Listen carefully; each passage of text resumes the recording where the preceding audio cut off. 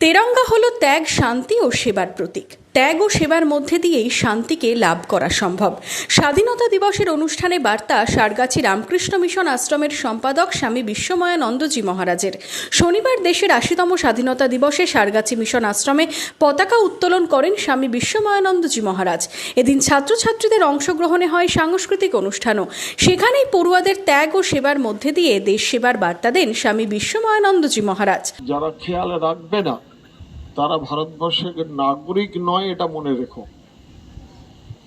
দ্বিতীয়ভাবে আমি বলতে চেষ্টা করলাম যে রাখতে আমরা বাধ্য, কারণ যে মাতার কোলে আমরা জন্মেছি, যে মাতার অন্নে আমরা পোষণ লাভ করছি, যে মাতার অন্নে আমাদের সমস্ত জীবন চক্রটি চলছে এবং যেখানে আমরা আবার শেষ হব, সেই মাতাকে স্মরণ না করাটা মহাপাপ।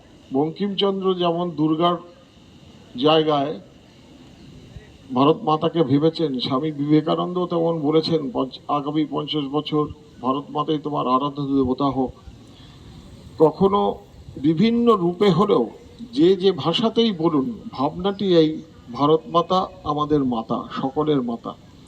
এই বোধটাকে সকলকে নিয়ে এখান থেকে আজকের এই অনুষ্ঠানের পর থেকে নিজের জীবনটাকে সুন্দর করে শুদ্ধ করে পরকল্যাণের মধ্যে দিয়ে দেশে শান্তি ফিরে আসুক, এবং তোমরাই পারবে সেই শান্তিকে ফিরিয়ে নিয়ে আসতে যদি এই ভাবনাটাকে ঠিক মতো ভাবতে থাকো।